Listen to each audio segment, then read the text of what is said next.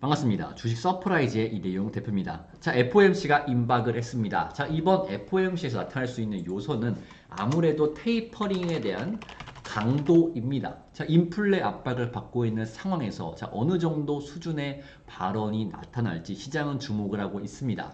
자, 시장에서 예상하는 수준은 자산 매입 축소, 내년 금리 인상을 점치고 있는데 추가적인 무언가가 나타나게 된다면 시장은 다시금 출렁일 것이고요.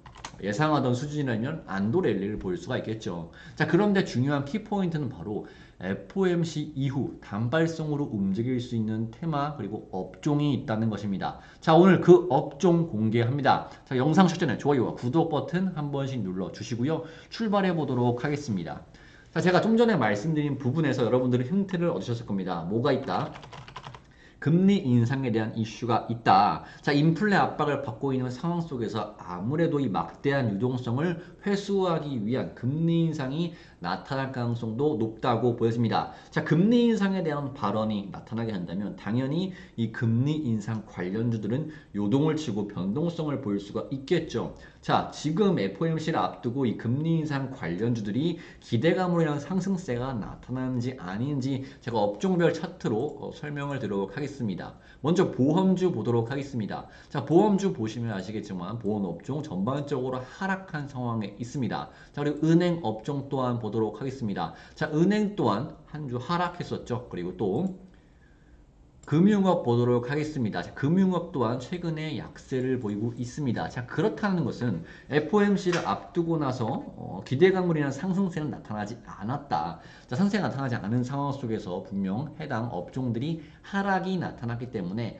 단기적으로 저가 매수세가 유입되면서 단발성인 상승을 보일 수가 있겠죠. 이 반등세를 준비할 필요가 있다는 것입니다. 자, 주가는 상승할 때 뭐가 필요하다? 명분이 필요하다. 그 명분이 뭐다? 금리 인상이란 키워드가 만들어 주고 있다고 말씀을 드리겠습니다. 자, 제가 좀 전에 보험주를 말씀을 드렸는데, 자, 보험 같은 경우는 금리 인상의 대표적인 수혜주라고 꼽기 있습니다.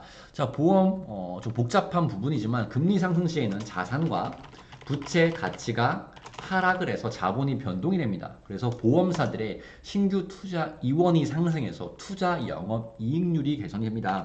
투자 영업 이익률이 개선이 되는데 이게 뭐다? 금리 인상에 따라서 투자 영업 이익률이 개선되기 때문에 보험이 수혜주로 꼽히고 있다. 자, 보험에는 뭐가 있다? 손해보험과 생명보험이 있다. 자, 그 중에서 뭐가 더 낫냐라고 저한테 물어보신다면 생명보험이 낫다라고 말씀을 드리겠습니다.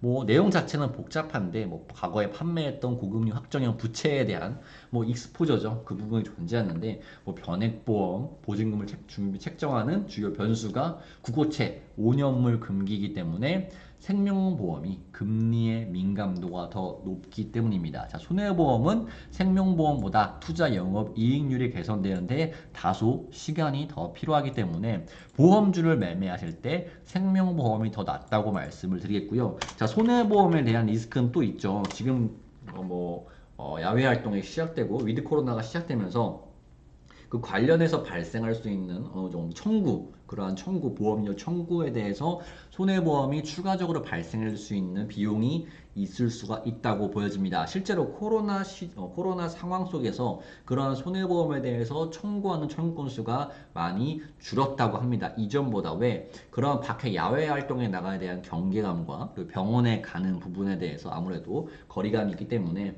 그런 부분의 청구가 줄었는데 지금 위드 코로나가 시작되면서 그러한 부분이 발생할 수 있다는 점까지 여러분들께서 고려하신다면 보험주를 매매할 때 생명보험이 낫겠구나라고 보시면 될 것 같습니다. 자, 그러면 어떠한 종목들이 금리 인상 수혜주로 있는지 보도록 하겠습니다. 자, 은행은 사실 말할 필요가 없죠, 여러분. 그래서 은행도 관련주로 엮여 있고요. 종목 보도록 하겠습니다. 먼저 삼성화재라는 종목을 보도록 하겠습니다. 자, 삼성화재 어떻습니까? 최근 꾸준한 추세를 나타나다가 최근에 단발성 추세 이탈이 한번 나타났죠. 자, 이러한 상황 속에서 동사는 추가적인 상승 모멘텀을 보일지 아니면 추세가 꺾일지 봐야 될 것 같은데요. 단기적으로 봤을 때 해당 시점까지는 이번 이슈로 인해서 단발성 방등세가 나타날 수가 있겠죠. 그렇기 때문에 이 해당 종목도 여러분들께서 관심을 가지셔야 된다 말씀을 드리겠고요. 자, 그 다음에 메리츠 화재라는 업종을 보도록 하겠습니다. 자, 메리츠 화재라는 종목 오늘 상승을 했습니다. 근데 말씀드린 삼성 화재는 또 하락을 했죠. 그렇기 때문에 이 메리츠 화재가 내일도 추가적인 상승폭을 보이게 된다면은 삼성 화재 또한 따라갈 수 있는 흐름이 나타나겠죠. 그래서 여러분들 이런 부분 보시면 될 것 같고요.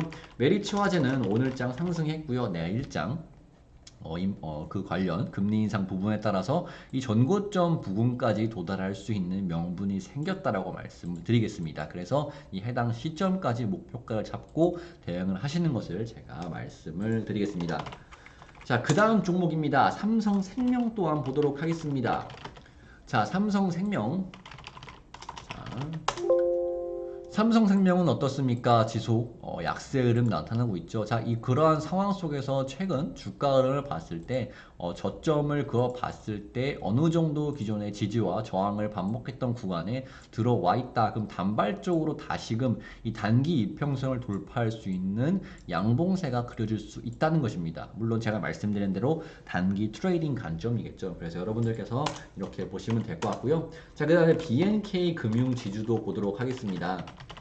당연히 이 지주사나 금융업 쪽에서는 당연히 수혜주를 엮일 수가 있겠죠.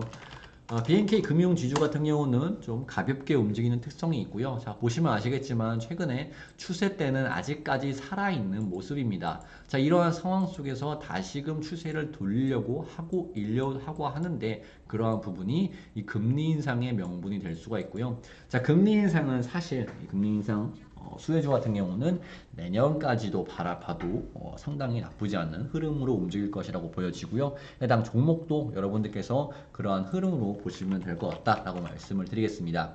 자, 그 다음 DGB 금융 지주 보도록 하겠습니다. 자, 오늘장 약세 흐름 나타났습니다. 자, 이 종목도 마찬가지로 꾸준한 상승 추세를 잡아가고 있는 상황 속에서 오늘 해당 시점까지 조정이 나타났죠. 자, 오늘 기존의 지지와 저항으로 작용했던 해당 구간까지 들어왔고요. 다시금 돌림 흐름이 나타나고 전고점 돌파 흐름을 시도를 할 예정인데 이 종목 같은 경우는 단기적으로 1,500원을 뚫어주는지 볼 필요가 있겠죠. 단기적으로 1,500원을 목표가로 잡고 짧은 트레이딩 관점으로 대응이 가능하다 말씀을 드리겠고요. 다음 JB금융지주도 보도록 하겠습니다. 뭐 우리은행 다 은행주는 다 마찬가지 흐름입니다. 단기적으로 우리가 트레이딩 관점으로 대응을 할 수가 있겠구나라고 여러분들께서 통합해서 좀 보시면 될 것 같습니다. 내가 만약에 은행주를 어떤 종목을 눈여겨보는 종목이 있다 하시면은 그러한 부분 자체가 내일 그리고 혹은 이번 주 내로 그런 상승에 대한 명분이 발생하기 때문에 여러분들께서 그로 인해서 대응을 하시면 되겠다라고 말씀을 드리겠고요. 똑같은 투자 포인트를 안내를 드리겠습니다.